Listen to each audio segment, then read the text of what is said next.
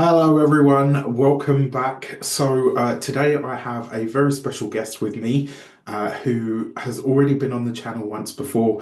You already know me. My name's Raphael. I am an astrologer, tarot reader, numerologist, energy worker, and my guest today is the owner and director of the LSA, the London School of Astrology, has written countless books and more articles than I'm sure is could fill probably a library, and has been on the channel before. Has extreme amounts and extensive knowledge of astrology and is all round just an awesome dude and an Aries, but we'll forgive that part. That being said, Frank, welcome back to the channel. Thank you so much for coming today to talk to us about Jupiter's move into Cancer. Say hi to everybody and let them know where they can find you. Well, hi everybody. Yes, and speaking of lots of articles and books, what you see behind me is my book collection, just of astrology. But above, at the top, is all the magazines that I've written for.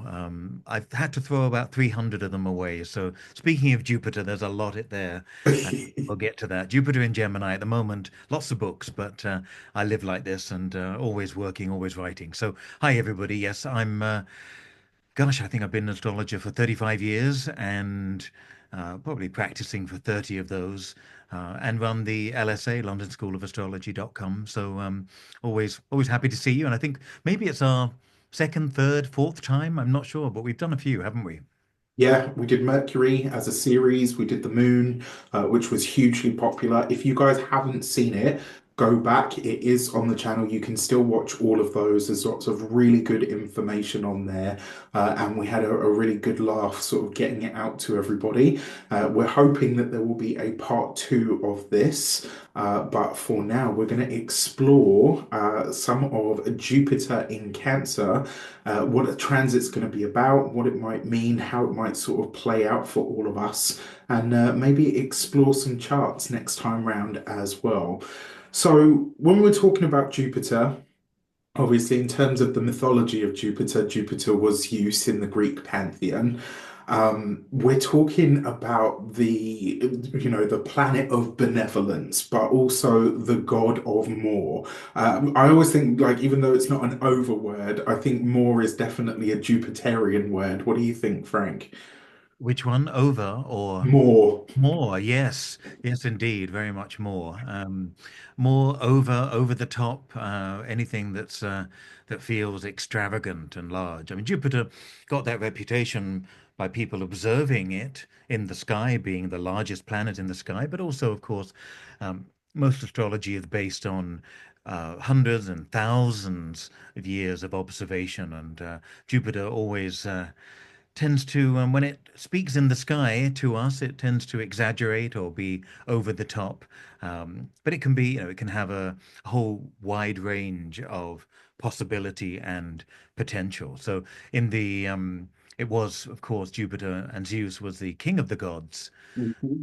But often, I think when people write about Jupiter, particularly about Sagittarius, there's a sort of clumsy, accident prone, happy go lucky aspect to it that you hear about. But also, Jupiter is the planet that's about the ego, in the sense of the large ego, the person who's famous, larger than life as well, or the one with that yields a lot of power and influence. So that can be used for good, and it can be used for other purposes too. But it's a planet, I think, that sometimes just simply uh, pigeonholed into this larger than life fun type of planet, but it's also a planet that wants fame, influence, glory, and it's a powerful but power hungry uh, quality in the chart as well.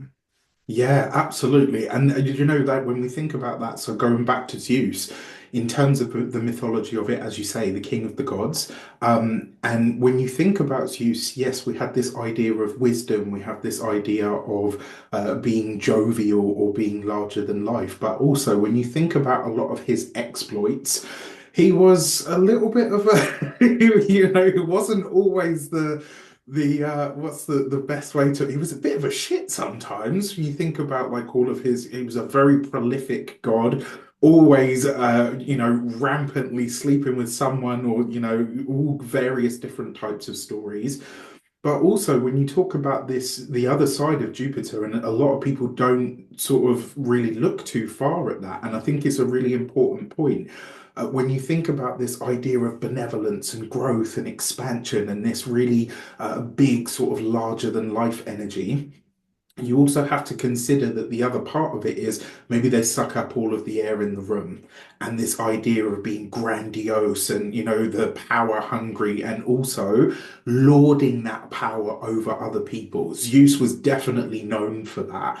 And it's a really interesting dichotomy when you think about it, right? Because on the one hand, you've got this really jovial, protective sort of warm energy that's makes you shine bright and gives you gravitas, and on the other side it makes you this really sort of egotistical, power hungry fanatic in some ways as well.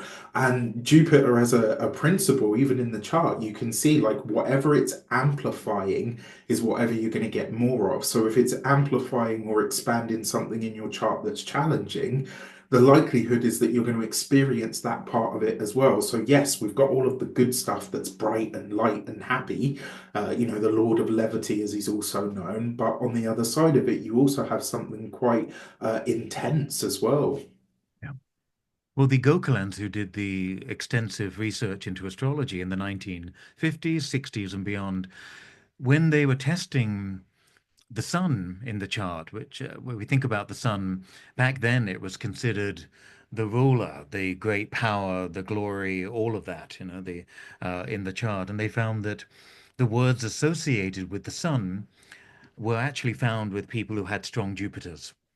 And Wow. so the need to influence, control, the Svengali, the diva, the con artist as well, the person promising too much, all those things come under Jupiter. And so I was always curious about that and realizing it really wasn't a solar principle. The solar is a sort of Leo sun internal journey. Jupiter's about how I can connect or rule over everyone else. So it has that different feeling. I think Jupiter feels they were born, Jupiterians feel they were born for greatness. My favorite quote comes from Mrs. Hyacinth Bouquet, Love her. keeping up appearances.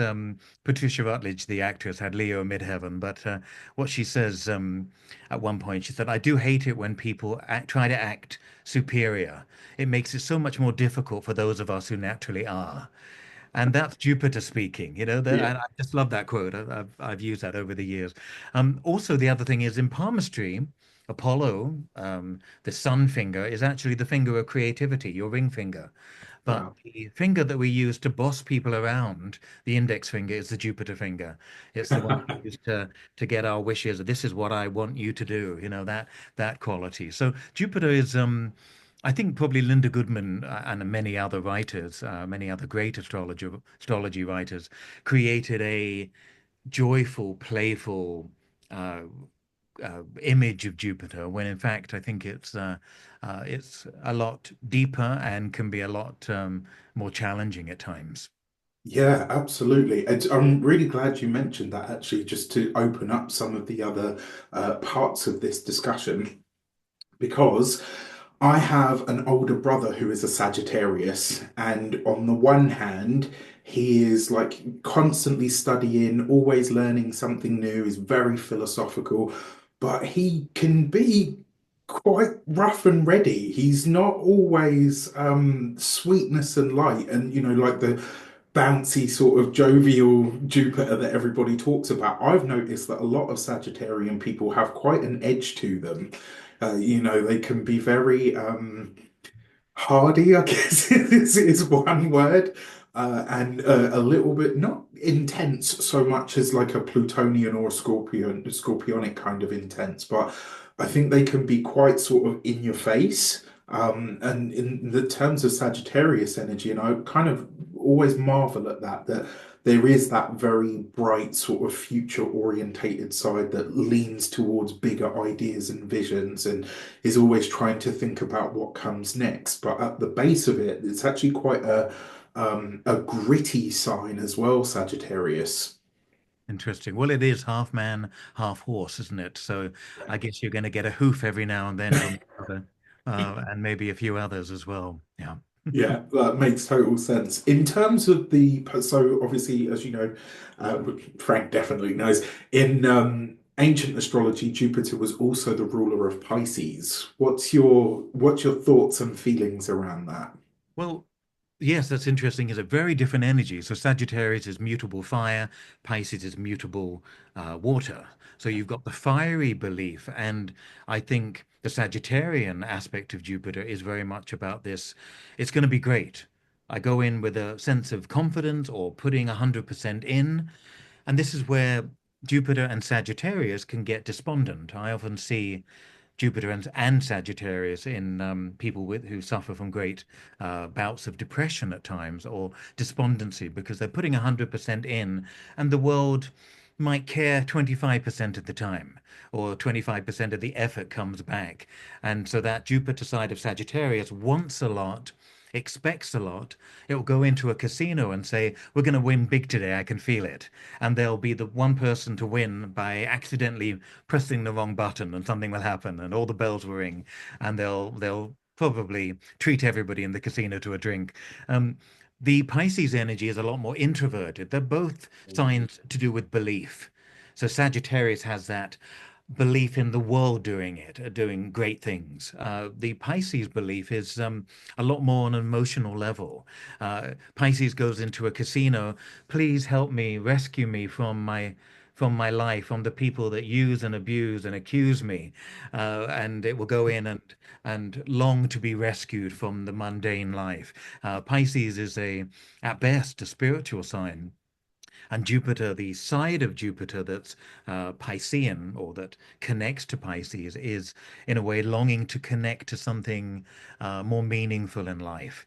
So Sagittarius is a bit more active, louder about it.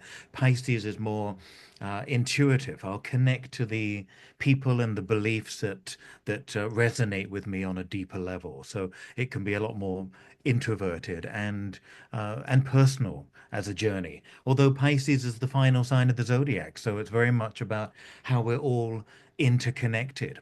You hurt one thing in the universe and it hurts something else. So there are repercussions to everything.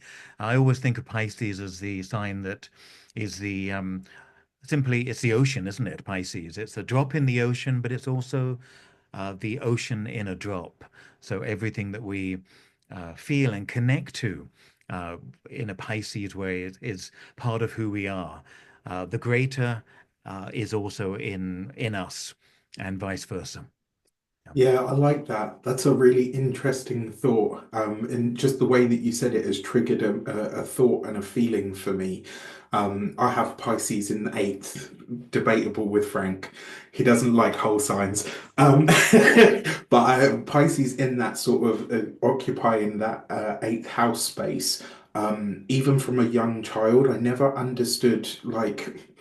It's not so much that I didn't understand death. It was just that I never really felt like people that had died were not here. Like I've always had that sense that like our world and the spirit world are always and always have been like very close. And when you said that, it made me think back to like even when I was younger and people had lost people, I'd always have this thought in my mind of like, well, they're still here. So this idea of like Jupiter and bringing things together and the Pisces energy sort of having that cohesive kind of feel to it. Jupiter has a lot of that in it. You know, this idea of bringing things together or creating the bridge between the two. When you think about Sagittarius, it's as you say, half man, half horse. So you're bringing the animal and the higher nature together, and then in the Piscean side of it, you know, another double-bodied sign. You've got the two fishes, right? One light, one dark, one yin, one yang, etc. This idea of two things existing or bridging the gap between the two. And truthfully speaking, when you think about all the land masses on the planet, what's the thing that joins them all together? The ocean. So yeah, yeah, brilliant. I love that. In terms of like meaning and philosophy and higher education, I know in Sue's book, if you guys haven't read it, there is a brilliant book from the LSA called Frank, help me out, It's The called Green yeah, Book.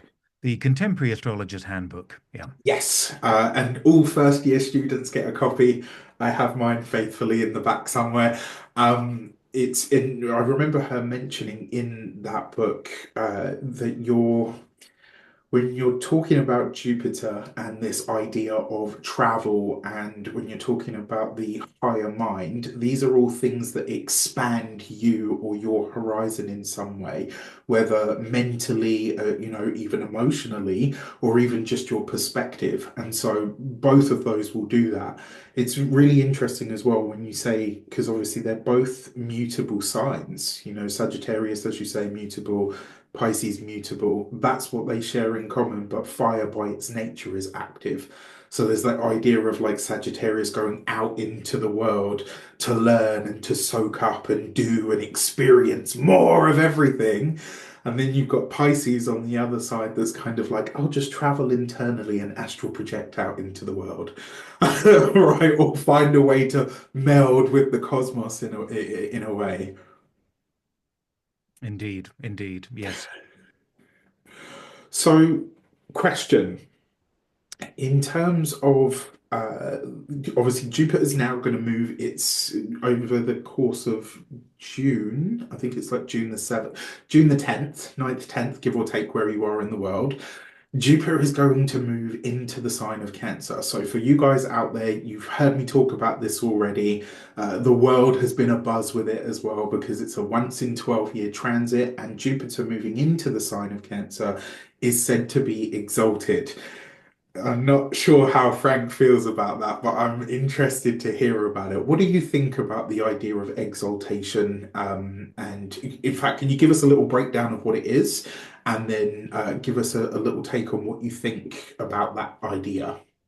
Okay. Well, astrologers for many hundreds of years have classified planets in certain signs as being in their ruling sign, for instance, in their domicile or exaltation.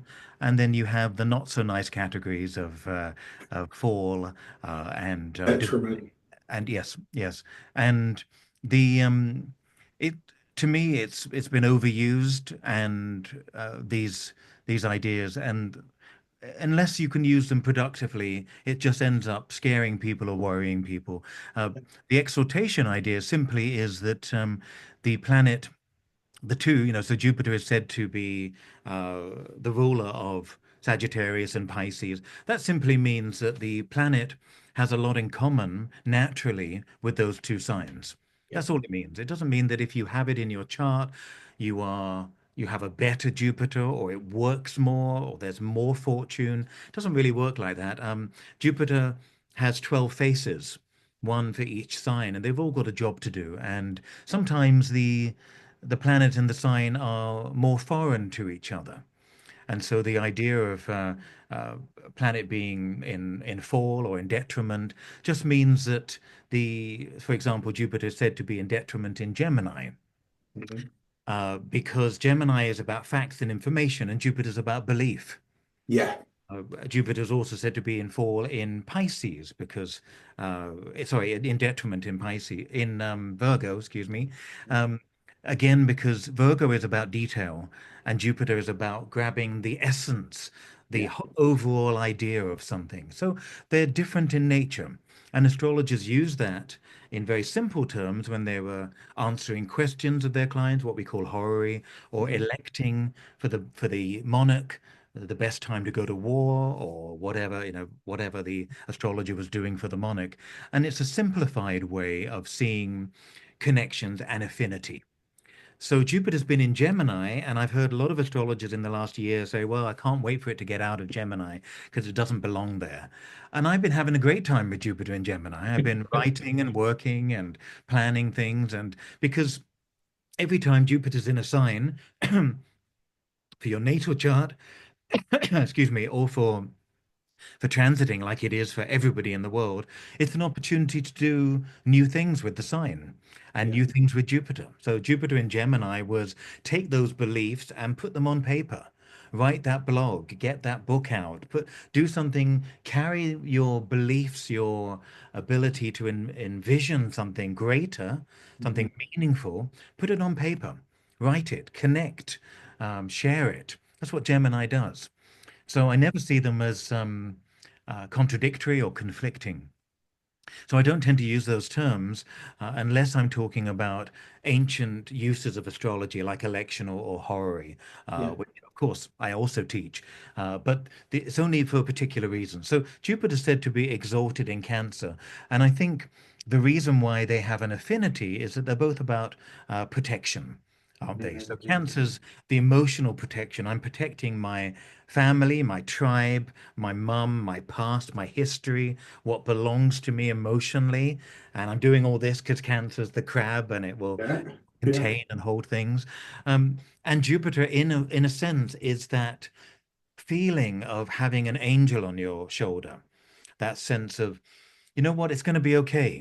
If I Yeah. believe in things, if I have the confidence or the belief that things will be okay, the universe will respond. Um, the um, uh, the law of attraction is very Jupiterian, isn't it? And probably more Mhm. in Pisces. And it was some we also know it as The Secret. And there Yeah. was a book by a woman called Barbara Moore, which is such a great Jupiterian name, as Yeah. uh, all about that secret of attraction. And we know that if we go out into the world with a negative attitude or feeling like we're going to get picked on, abused, picked last, whatever we go out into the world, we tend to just see that. Even Yeah. if it's not happening as much as we think it is, it tends to be, we come home and say, guess what? Somebody walked past and they splashed me as they went past, or they Mm. dropped something. And all you're doing is focusing on the negative. So I think the message of Jupiter generally is to say, let me reach out and believe, a great Jupiter word, believe in uh, the that the universe will provide if you believe it, if you go out with a positive frame of mind. Um, when I wrote a book many years ago called British Entertainers, which is all about the charts of famous British entertainers. Yeah. Doing a lot of research into it and stuff, and I remember laughing because um, just music and film and names of things. George Michael created his album Faith, very Jupiterian word, when he had his Jupiter return, which Wow. is when every 12 years it comes back to the place of your natal chart. I remember Cher released Believe, a great Jupiter title, when Mhm. Jupiter was in Pisces on her midheaven. I mean, you can't make it up, really. So, Yeah, that's all those incredible. things you see in the world around you. Mm. And Jupiter in Cancer is about protection and it's about family values. And I mean that generally. I don't mean that in a particularly on a political level, as we Yeah. yeah, family values. Land prices should go up, house prices, Yeah. property should go up. There's that sense of expanding and feeling, oh, wow, my money, my home is worth more than it was. That sort of thing we should feel with Jupiter. Um, there's also going to be a sense of patriotism with Jupiter. Yes.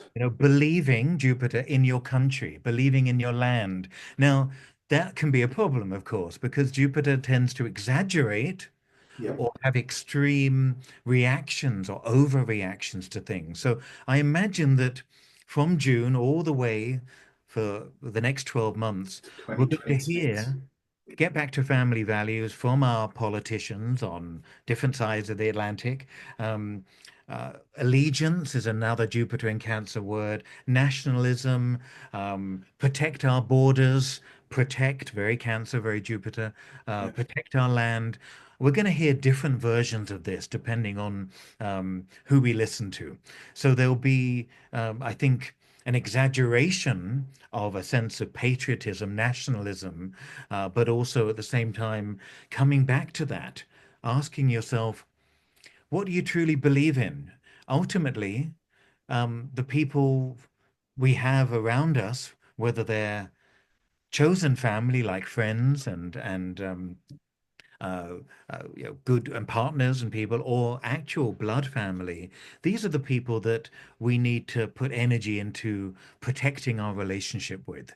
And I think that's the key of the year ahead, for everybody, whatever sign you are. Look at where you can uh, approach people that feel like family, whether they're literally family or not, whether they're chosen family, and look to secure your relationships with them.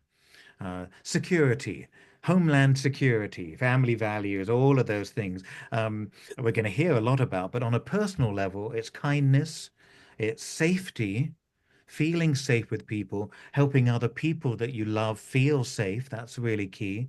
And also empathy as well. These are all the very best of Jupiter in Cancer. And I think we need to ask ourselves, how are we going to do that? How are we going to reach out and make people feel loved, appreciated, secure in that knowledge that we care about them? And I think that's one of the big messages of Jupiter in Cancer. I love that. So many things to latch onto and talk about. My little Cancer moon's like, yay, this is good. Yeah, absolutely. Do you know what's funny as well is when you talked about this idea about family values. I would go further than that and say it's also about the traditions as well and bringing some of them back, or maybe bringing them back to life, or breathing new life into them. And maybe, just maybe, because Jupiter also has a healing quality to it, it can help you heal some of those relationships with family. Maybe it can help you bring some of those relationships into a better sense, right? Like there's this idea of improving it or leaving it better than it was before. I like to think, I hope to think that maybe the world starts to shift more towards the idea that, okay, well, the idea of what is the traditional family is very, very different now. But let's still protect that idea of family because that's important. I Yeah. like to think that on the other side of it, maybe this happens with borders as well. Like to say, okay, maybe we don't share blood, but we share kinship in the fact that we are both human. What can we do about that? The other thing is as well, like you say, on a personal level, comfort and nurturing, security, all of those things I think are going to be really important. I definitely agree with you about the prices of houses. I think that's going to really take things up a notch. I wonder as well, because with Cancer being the fourth sign and speaking to that idea of the foundation, if things that come out of the ground will also go up in price. So things like precious metals, jewels, all of that kind of stuff. What do you think? Well, Cancer is linked, of course, to silver. Yeah, So it might be a good time to invest in silver now before June. excellent. But before things start to expand in that way. But I think, yes, generally the idea of healing is an important one. And uh, but when Jupiter moves into Cancer in June, it begins to speak to Saturn and Neptune in Aries. Yeah. And so the first hint of Jupiter in Cancer is probably going to be an explosive one.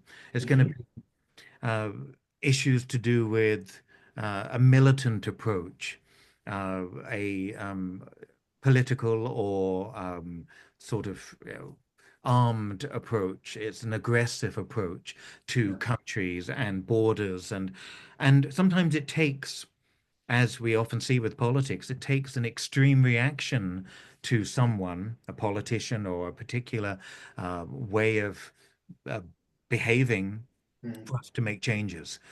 If everything's smooth, everything's nice, we're all being fed, we're all a little bit happy, we're content. Yeah. And there needs to be sometimes an edginess of saying, really, that's not right. We've got to do something about it. And I think the fact that Jupiter squares off with Saturn and Neptune as soon as it enters is going to be a complex way of seeing Jupiter. We're not really going to get to see the fruitfulness. Cancer is very fruitful in that way. It's very nurturing. It's the midwife. It looks after people. We're not going to see that. We're going to see more of a battle for survival at the beginning of that. And I think politically that's going to be at the forefront. But maybe that standoff in June, July leaves us feeling the rest of the time, the rest of the year that Jupiter's in Cancer, for us to make better decisions about our lives, about our homes, about our families. Um, and I'm not a political beast. My dad was hugely political. Everything, around the table at dinner every bloody night was politics and things. It doesn't interest me. I don't get wrapped up in the ideology that makes people so mad. I'm rather thinking, how can I do something personally to change or to see things differently? And I think we all get wrapped up in being angry at somebody or disappointed in a politician or what we've chosen or whatever, and we lose touch with what we need to do about it on a personal level with the people. True, and what we can do as well. I think a lot of the time, I'm totally sorry to cut you off, but I think that's such a really important point. It's one of the things that I really enjoy about your work is this idea that you're being invited to partake in something rather than it's happening to me and I have no control. I think, one thing that I always try to get across to people as well on the channel is that you always have agency. Even if the choices that you're being given aren't necessarily ideal, you still somewhere in there have a modicum of control over what you do, how you do it, where you go after you've had to make a certain decision. I think it's a really important point that you make. And One of even, the I mean, even if the choices are limited, the way that you want to perceive those and how you let them affect the rest of your life is the key. You may just have a choice to stay where you are right now, financially, whatever it may be. That may not feel like a choice, but being able to see some meaning in that choice, being able to step back and say, okay, this is a time to just not ruffle any feathers, not to make any big changes, but to just keep working on myself and working in my job. It's how we view, how we translate those choices. I think that's the key. Yeah. Yeah, I think that's really important, especially with because Jupiter, as you say, is squaring both Neptune and Aries.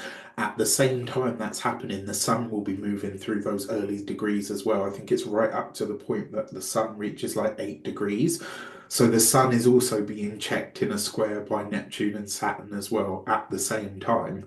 So this idea of like your own guiding light, because obviously Jupiter and the Sun, they get along, right? They know how to work with each other to to a degree. So, and this idea, there's something you talked about last year that really, really stuck with me, and it was this idea that Jupiter and that Saturn and Neptune moving into Aries is going to bring challenges to speech. And I wonder if a part of this square that takes place between Jupiter is that reaction. And, I often give the example on this channel because a lot of people say, like, oh, Cancer, they're really emotional, they're crybabies and stuff. And I always say to them, if you think of Cancer energy as mama or papa bear, fuck with their kids, find out what happens, right? Like they kind of, you see like a completely different side to that energy. And I wonder if then, in that square, something kind of comes in to try and check all of this. And then we, the people, decide actually, no, we're not going to accept that or stand for it. And we want something better or different. Yeah, it could be. I mean, the freedom of speech is very much linked to the Uranus in Gemini that's coming up as well at the same time. So we have as you know, and I'm sure you've been talking to your viewers about it, but it's this year is a remarkable year, and the difficulty with that is that once again, if you think that everything is going to change for you, it's not. It's not. The idea that uh, this is what people promote online. Everything, it's a year of massive change. Everyone gets excited, and then nothing changes because, once again, as you say, it's an invitation to change. It's never simply you wake up one morning, the world has changed, things are wonderful, your house is worth twice what you paid for it all of a sudden. Um, these things don't work like that. So my feeling is it's so much more about uh, how am I going to how am I going to view it and what am I being invited to change? And because so much is changing this year, it's a wake up to change so many of your different perspectives on life. So Uranus moves into Gemini. Look at areas around you where you need to speak up, where you Mm. need to find your voice, where you need to say, look, this isn't right. I'm not joining in, or count me out, or whatever it may be. Uh, Neptune and Saturn in Aries, again, is about the theme of coming back centrally to who you are and taking responsibility for yourself. Saturn and Neptune have been in Pisces now for the last couple of years together. Forever. Neptune, Neptune's been in Pisces for a long time, as we know, 2011, 2012. It's been an interesting ride, but it's also been the re-emergence of the professional victim. And Yeah. you can't say Wow. that without people being upset with you as well. And I would Yeah. say to everyone, look at where you find excuses. It's because and then you have a letter. I was saying earlier, these days, and I respect people who obviously, who have ADHD or different things. We used to have letters after our name, like PhD or BA or whatever, Now it's letters that describe our suffering. Now, we are suffering, and there's a lot of people going through all sorts of things that we've got names for, and people are much more aware of mental illness and mental health issues. All of that is an improvement. But at the same time, just simply attaching yourself to a label and that becoming the reason for or the excuse for, I think limits your ability to decide and move forward productively. And Yeah. it's moving into Aries, say, discard that for a bit. Yes, you may have the following and it may be absolutely who you are, but don't let it define everything you are, and don't let it stop you from developing forward. Now, there are going to be people listening to this. Well, he doesn't know that I've got this and that, and I do. I mean, I'm surrounded by students, friends, clients, people who are suffering, who have genuine difficulties, and I'm not discarding them, overriding them, but I'm saying look at anything that you attach to that and it becomes the excuse. It blocks you from moving forward. And that's the key this year with Saturn and Neptune moving into Aries. Aries is about the individual, Saturn's about responsibility, and Neptune is about the trend, the fashion. And the fashion for all these last 12 years has been, or 12, 13, 14 years, has been this sense of, oh, I'm attaching myself to a particular ism. Where it's the people kind of usurp those titles as their identity rather than a part of who they are. And they're welcome to do that. Obviously, it's a set of free countries, we hope, in different ways. But if it's blocking you from making progress that makes your life fuller, richer, happier, that's what I say we need to look at. What Yeah, is it? What's getting in the way? And if anything that any labels are getting in the way, dare to set yourself free from them. Dare to just put them to one side and continue with your needs, your journey. And that's what I think that's about. very interesting. There's only two things that I really want to add to that. One is this idea that Saturn and I know we're talking about Jupiter and Cancer, guys, but this is important conversation, I think. This idea that that Saturn and Neptune coming together like erodes or dissolves things. And the way that I'm understanding it is it's going to erode or dissolve the sense of self or identity that you have while it's in Aries in that conjunction, so that you can rebuild a new self, so that you don't have to remain that old self, right? And then this idea that Jupiter is going to be squaring these two planets from Cancer right in its early degrees really feels to me, it's almost like, when your parents used to say to you, you need to take this medicine, and you'd be like, I don't want to take it. It's not very nice, right? And they said to you, well, you're not going to get better, right? What's your choice? It's kind of a similar sort of thing with that. Yeah. It's a really interesting idea. The other thing that you mentioned earlier about safety and creating safe spaces, I think Jupiter in Cancer is definitely going to do that for us eventually.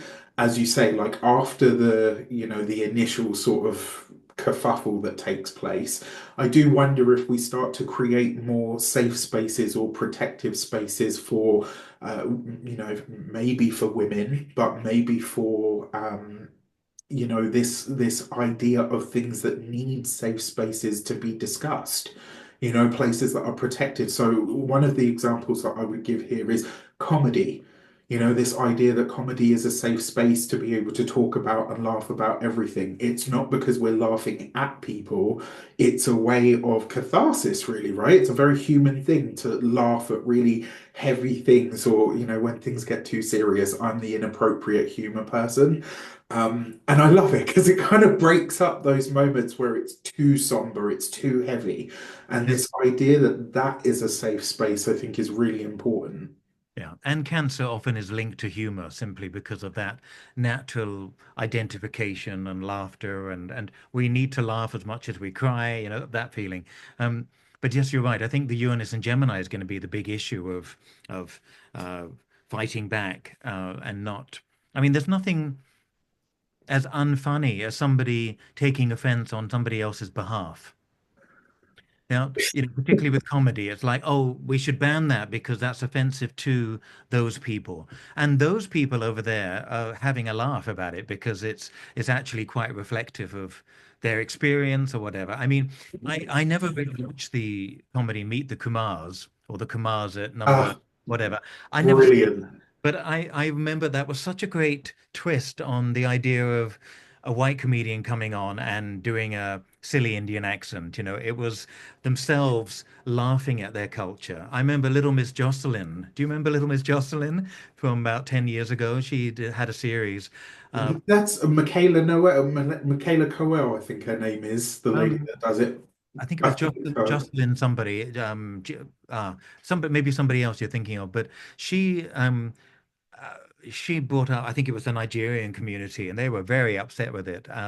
But it was, you know, it wasn't banned because she was coming from that place, you know, and from that space. So there's nothing as unfunny as being taking offense on other people's behalf. Let them get on and and express their dislike of something if you want to. But comedy has a Uranian message to wake us up, to make us laugh. And if we don't laugh, if we find it offensive, that's something else as well. That's important.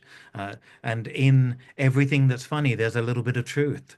Yeah. Well, I mean, that's why Spitting Image was so popular and so hated at the same time, right? Because it was very close to the bone.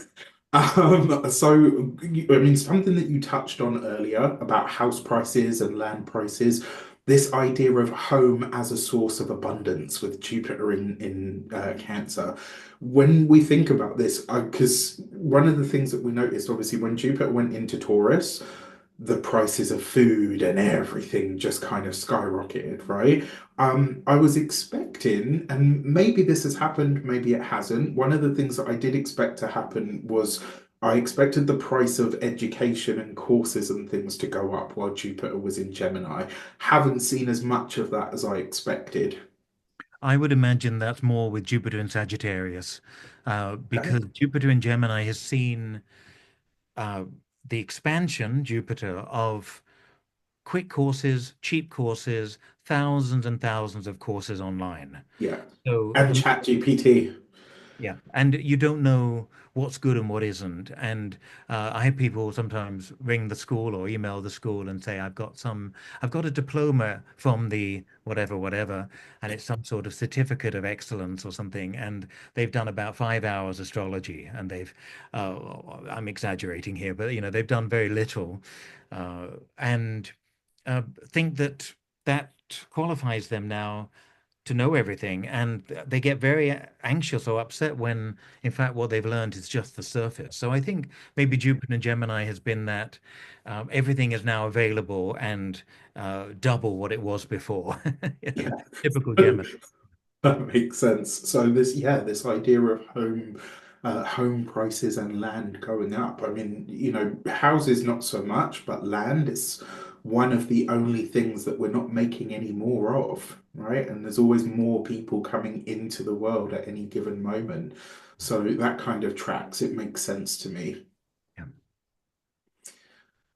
Okay, the last one that I really want to talk about is this idea of because I've always found that Jupiter does have a visionary quality to it, a very intuitive, psychic kind of energy to it. Cancer itself, as a sign, I have this argument, and I'm probably going to get a million comments about this, but In my personal experience, and not talking about me, I mean for clients and people, in my personal experience, Cancer is the most psychic of the signs because it's the most active with that psychic ability, meaning that they are tapped into it and they will act on it. Like Cancer people, Cancer moon, Cancer rising, I've seen them literally intuit people's needs before they've even said like, oh, I need this or I have to go here or do whatever, and they'll literally fulfill that. And people will be like, but I didn't even, I was going to ask you if you could do that, but right. And they've met that need. I've seen this so many times. So I really do feel that for all of us in the collective in some way, Jupiter moving into Cancer is going to bring a lot more of an intuitive energy to the world. Yeah. Well, that's interesting. I don't know whether I mean, when you say, is it true or not? I mean, I don't know which is the psychic side. Uh, I think all the water signs have a intuition that can get blocked for different reasons. So Cancer would get blocked from holding on to the past. You know, their intuition and be able to connect to the world may be muddied because of what's happened to them in the past, or resentments with family and history. Yeah, Mhm. Scorpio can be their intuition uh, can get blunted or muddied again because it's attached to an emotional issue and not able to let go of it because it's fixed water. And Pisces can be muddy because it doesn't know when to put the defenses up or put the boundaries up or just Or where say, the boundaries are. yes, yes, and just say enough or just get swamped by far too much as well. So, yes, they're all very intuitive, psychic signs. And, I think we're all intuitive if we listen. So maybe the invitation here with Jupiter, as you say in Cancer, is to intuit other people's needs. But most importantly, and I say this as an Aries, most importantly, to intuit your own first before you dare to go and rescue anybody else. Have a look at your your particular needs. What is it that would make you feel more comfortable? Um, the greatest aspect of Jupiter is gratitude. Yeah. And I'm not somebody that will sit there and write a gratitude diary. Thank you, Oprah. Love no, I love Oprah and whatever people say, and but the bigger you get, the more people tend to trash you, of course. But Yeah. this woman has brought back reading to the world, particularly to America, and etc. And anyway, she always used to talk about gratitude diaries, and I think, oh my goodness, no. But just that moment of pressure, of stress, to say thank you, to stop and say thank you. That would be such an important thing to do every day. Uh, Billie Jean King, I mentioned her recently in some talk I did, the great tennis pioneer. She wrote a book called Pressure is a Privilege, and meaning Nice. if you're ever in a position where you're under tremendous pressure and expectation from people, it's because you've worked hard to gain that position. So Yeah. it's a privilege to see that you're there and whoa, it's like you and me, sitting and about to go up and do something at the Royal Albert Hall last year, that sense you have to remember in that moment what a great privilege it is to be able to be there and to be able to do something. So my feeling is if you can use Jupiter to just say thank you in the moments when it doesn't turn up, or we get shafted for some reason, or you get dumb emails from people, or the government want to audit you if you're in America, or do something, in those moments of saying thank you for what you've got, that's a big thing. The other thing I would say is that look back to 12 years ago, look back to the middle of 2013 to the middle of 2014. That's when Jupiter was in Cancer last. And I would say if you've got a diary, if you've got an idea of what was going on there, take a look at what you were attempting to do. We're all now 12 years older, Yeah. a lot of different experience. Jupiter's been through all the signs. The sun has been through the signs 13 or 12 times since then. So look at what was going on in your life, what you were trying to develop personally, Jupiter in Cancer, with the family, what you were trying to do. Now, for me, Jupiter in Cancer, in some ways, is just trying to make my 91-year-old mum's life better. Yeah. Jupiter in Cancer, that sense of what can I do to give her something that just makes her comfortable in this final stage of her life. So it could be very simple like that. So mix and match. Think about what can I do to give other people in a Jupiter and Cancer way to reach out to them, Mm. uh, give them abundance, something that feels caring and nurturing. And who can I give that to? And I think that may be the key of starting the transit well. Love that. Love that. Yeah. And also, the optimism, I've found like when you're talking about gratitude there as well, like I don't think I've ever remembered being in a state or kind of saying to myself or getting into that. I don't keep a gratitude journal either. One practice that I did start in 2014, 2015 was just really thanking the home that housed me, even if it wasn't mine, wherever I was in the world. It's like, you know what? I didn't sleep rough tonight. I've got a roof over my head, food in my belly, clothes on my back, like just those. And it really only takes like a minute. But after that, I've always felt like a lightness, and I wouldn't say like happy, but definitely a lightness or a levity as Jupiter is known for. And the more I think you can tap into optimism, and the brighter side of things, it really does attract more of itself. And that goes right back to what Frank was saying earlier, is the lens through which you view the world is what you're going to collect. And when you think about Jupiter as a gas giant that has like a lot of gravitas, if you're activating that frequency of something higher, something more optimistic, or even just something slightly more grateful, in that gratitude energy, you're going to draw way more to you that is better for you. And more importantly, you find a way through whatever challenge is showing up for you at any given moment. It's not always about like, well, I'm just going to be optimistic and everything's going to come my way. Sometimes it really is, okay, you know what, this sucks, but I made it through today. That's good enough. It's true. And I have a habit now of just laughing. If I find myself moaning about something, and there's been a lot to moan about in the last few weeks, Mm. uh, with delays and different things, just to laugh it off as first world problems, because really, I mean, we have it so lucky compared to most people. So Yeah. that's what I've been doing. I've just laugh it off and say, okay, I've moaned, but first world problems, move on. That's the only good Absolutely. way. Yeah. Last thing to add, just with this idea of Jupiter and healing, because Cancer is a very reflective sign, right? It's ruled by the moon. The moon is a reflective being. It's all about our inner and our, sort of emotional world, our behavioral patterns, etc., and our mind, which fluctuates.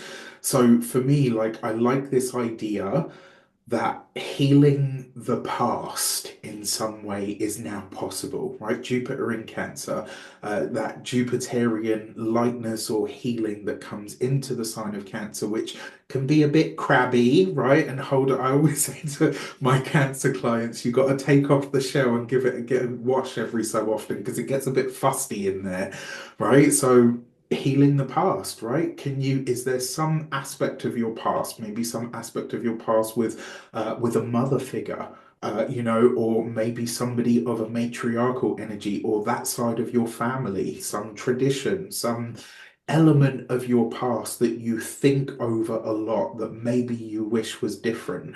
Maybe you can't change it, but maybe you can change how you relate to it and therefore how it affects you moving forward.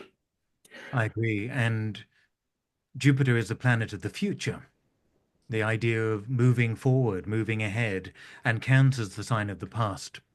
So you don't really know how to get where you're going until you know where you've come from, until you've made peace with your past. And that's probably a terrible new age cliche to say, make peace with your past. But the reality is um, uh, forgiveness, letting go. As we know with all the water signs, if they don't wash and cleanse and detox, water gets toxic. Yeah. And cancer can be toxic from, well, my sister got more love for my mum, or we we didn't see our dad, or there can be so many reasons why we can hold on to the past and be angry and feel toxic about it. So Jupiter, as you say, if it's through the Pisces lens of Jupiter, the sense of healing by seeing the bigger purpose of it, the bigger meaning. It's and that's one of the great things about Jupiter is that if we can see that actually it's small in the scheme of things, and that actually the bigger picture is unfolding in a way that is helpful or meaningful to us. If we can find meaning in things, the little things and the past that we can't change can be reconfigured. It can be rewritten to some extent in the present and for the future.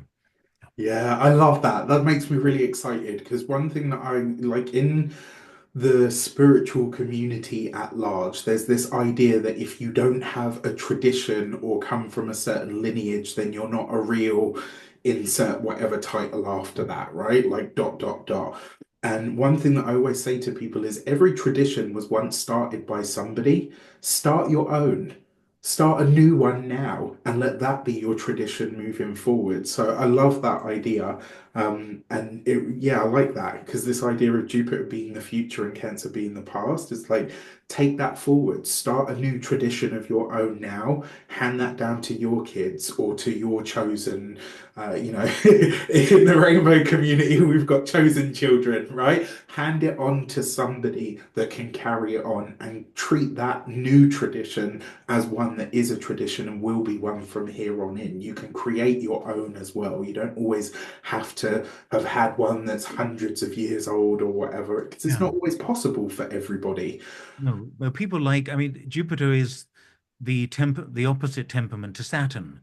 And when somebody starts saying you should have this, or you need to have this, or you need to be part of some whatever to be genuine, it's just a simple rule that somebody's made up to because they're probably feeling insecure or they're wanting to keep certain people out, And Jupiter is about freedom rather than constriction.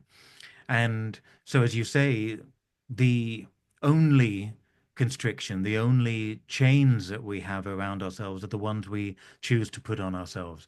A bit like people who are patronizing, it's it takes it takes two people to patronize one. You've got to be able to be patronizable Yeah, in you've some got to ways. participate in it. Yes, so it's a bit like that. So Jupiter's about freedom. The shoulds and the coulds and the all of the rest are more Saturnian, and we can leave that to Saturn, and we leave it to the people that live in a Saturn world. Uh, and we all live in a Saturn world, but that's why we need around us we is Saturn, but we need a bit of Jupiter to take us beyond that, to take away from the all the rules and regulations and the shoulds and can'ts and all of that. Yeah. Definitely. Frank, you have a new book. Do you have an excerpt to read to us from your new book? No, no, I didn't understand what you wanted, so I didn't. Ah, Um, well, an Frank has a excerpt new for book me. Um, called Getting to the Heart of Your Chart. Well, Uh, it's an old book. I wrote it in 2011, mm, 2012, so it's just over a Jupiter's cycle ago. I just put a new cover on it recently, added a few bits to it. Uh, it's been a while. I'm a Virgo moon. I'm always looking to try to get things as good as they can be and fix the occasional comma and all of that. So it's been around a while, but I would say it's a book for those who want to go beyond, who want to start reading charts rather than simply just reading about the zodiac. So it's not really for the absolute beginner. In the LSA, I have it as a term three book once mm. they've learned the signs and the planets and the aspects, etc. But I mean, I do have uh, the uh, I have a few notes about Jupiter that come from the book if you want me to read them out. Yes, Uh, please. okay. I kind of like that when you said like, yeah, I've just added some bits to it and expanded it a little. That's very Jupiterian. It is, I remember, and there was a book review many years ago in one of the American, I think it was Dell Horoscope or something, and he said he didn't put any planetary combinations in, and it wasn't a book of looking at, Mars and Saturn or Venus and It's not a Jupiter. cookbook. it wasn't a cookbook like that, but I have added them this time because I felt because I created them for my school, and also I thought actually they could do with them. So then I can tear up that review. It's fantastic. So Break the rules. if you what I wrote in the book, there are lots of things about Jupiter, but I was saying if you have a Jupiter signature, meaning if it's strong in your chart, usually meaning if it's speaking to different parts of your chart, like your Sun, Moon, Mercury, or if it's on one of the four angles, stuff that you need to know a little bit more about astrology. You've got the idea of the philosopher, the eternal student stroke teacher. That's Jupiter because you never, as soon as I started teaching, I learned more than I ever could just sitting on my own doing nothing or just, trying to teach myself. By teaching, you learn, you become an eternal student. Um, you've got the idea of the diva personality, the diva temperament. Jupiter is strong in the charts of the divas like Mariah Carey, who need puppies and don't do stairs, that type of thing. Mariah doesn't do the stairs. We're going to have to bring the whole concert down to the ground floor. That sort of thing. I'm kidding. I don't know Yeah. about Mariah really, but um, Anyone that knows Mariah knows that's actually quite accurate. Yeah. yeah, and good for her. I think it's more usually when you're Jupiterian and people elevate you, there's the people around you are the ones that demand a lot. It's not really the person as much.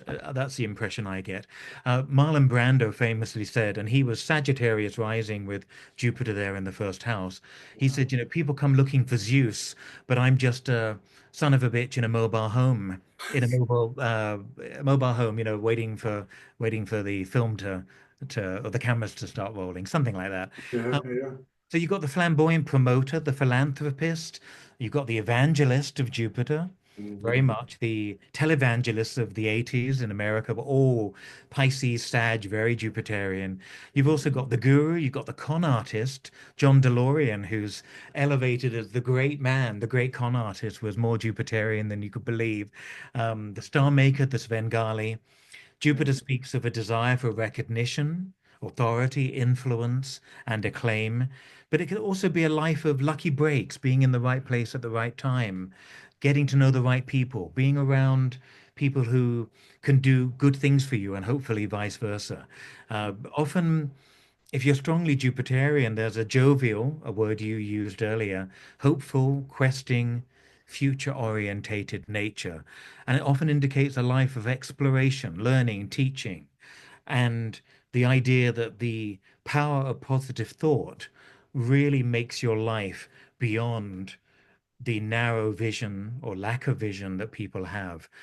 So even if we're not Jupiterian in nature, grab a bit of Jupiter when you can and think of the broader consequences, the broader vision. Have a vision of what you want life to be for yourself. And that in a way is aligning with the principles of Jupiter. Yeah, nice. I love that. But all the time that you were saying that, there were so many things that I guess I have Jupiter in Capricorn at 29 in a sextile to Saturn in Scorpio at 27.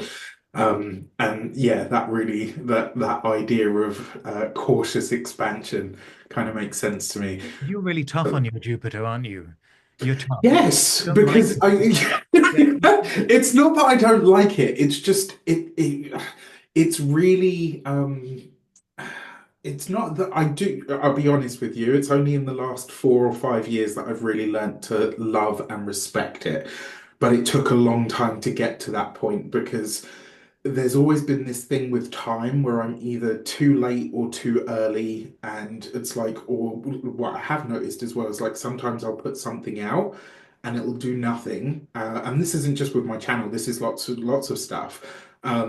And then somebody else will come along and do the same thing, exactly the same thing, and it will just, and I'm like, dude, come on, like work with me here.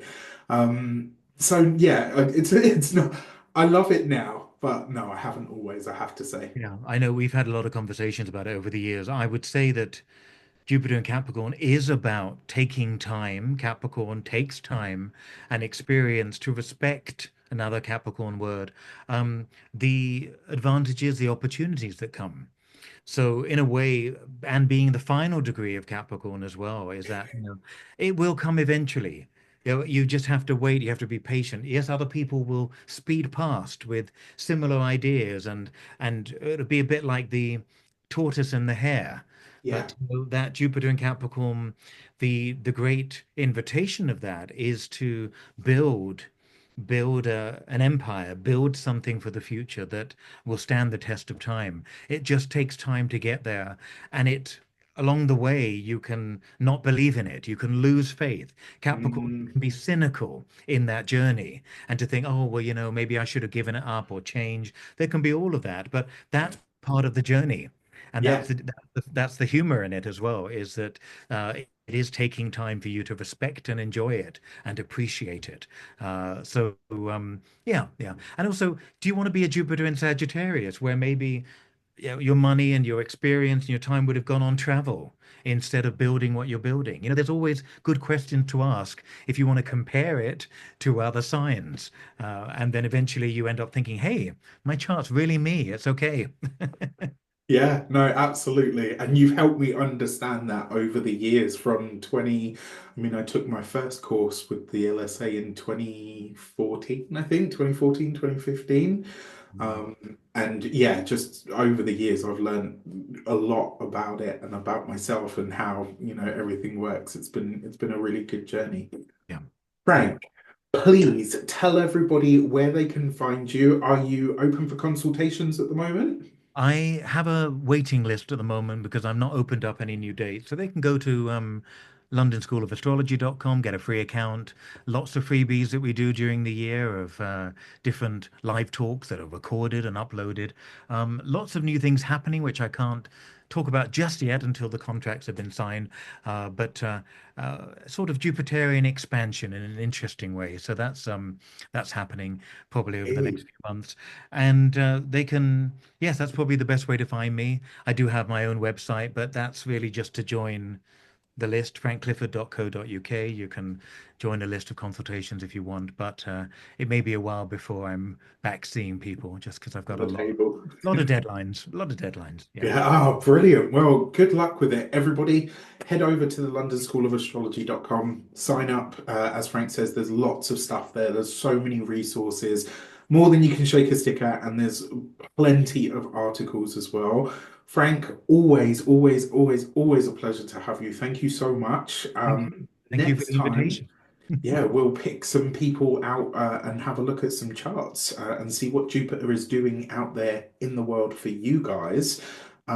With that said, thank you all so much. Take care. Tune in again soon.